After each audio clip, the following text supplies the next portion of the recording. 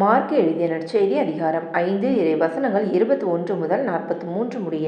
இயேசு படகேறி கடலை கடந்து மீண்டும் மறுகரையை அடைந்ததும் பெருந்திரளான மக்கள் அவரிடம் வந்து கூடினர். அவர் கடற்கரையில் இருந்தார். தொழுகை கூட தலைவர்களுள் ஒருவரான யாயிர் என்பவர் வந்து அவரை கண்டு அவரது காலில் விழுந்து, என் மகள் சாகுந்தருவாயில் இருக்கிறாள். நீர் வந்து அவள் மீது உன் கைகளை வையும், அப்போது அவள் நலம் பெற்று பிழைத்துக் கொள்வாள் என்று அவரை வரிந்து வேண்டினார். இயேசுவும் அவருடன் சென்றார். பெருந்திரளான மக்கள் அவரை நெருக்கிக் கொண்டே பின்தொடர்ந்தனர். அப்போது 12 ஆண்டுகளாய் இரத்தப்போக்கினால் வருந்திய பெண் ஒருவர் அங்கு இருந்தார். அவர் மருத்துவர் பலரிடம் தமக்கு உள்ளதெல்லாம் செலவழித்தும் ஒரு பயனும் அடையாமல் மிகவும் துன்பப்பட்டவர். அவர் நிலைமை வர வர மிகவும் கேடுற்றது.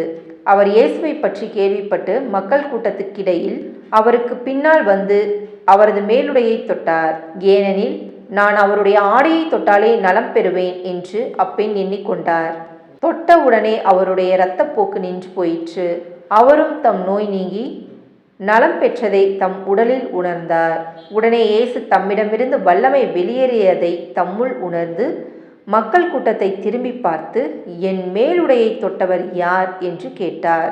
அதற்கு அவருடைய சீடர்கள் அவரிடம், இம்மக்கள் கூட்டம் உம்மை சூழ்ந்து நெருக்குவதைக் கண்டும் என்னை தொட்டவர் யார் என்கிறீரே என்றார்கள். ஆனால் அவர் தம் மேலுடையை தொட்டவரை காணும்படி சுற்றிலும் திரும்பி பார்த்து கொண்டிருந்தார். அப்போது அப்பெண் தமக்கு நேர்ந்ததை அறிந்தவராய் அஞ்சி நடுங்கிக் கொண்டு அவர் முன் வந்து விழுந்து நிகழ்ந்தது அனைத்தையும் அவரிடம் சொன்னார். இயேசு அவரிடம், மகளே, உனது நம்பிக்கை உன்னை குணமாக்கிற்று, அமைதியுடன் போ, நீ நோய் நீங்கி நலமாயிரு என்றார். அவர் தொடர்ந்து பேசிக் கொண்டிருந்த போது தொழுகை கூட தலைவருடைய வீட்டிலிருந்து ஆள்கள் வந்து அவரிடம், உம்முடைய மகள் இறந்துவிட்டால் போதகரை ஏன் இன்னும் தொந்தரவு செய்கிறீர் என்றார்கள். அவர்கள் சொன்னது இயேசுவின் காதில் விழுந்ததும் அவர் தொழுகை கூட தலைவரிடம், அஞ்சாதீர், நம்பிக்கையை மட்டும் விடாதீர் என்று கூறினார். அவர் பேதுரு, யாக்கோபு, யாக்கோபின் சகோதரரான யோவான் ஆகியோரை தவிர வேறொருவரையும் தம்முடன் வரவிடவில்லை.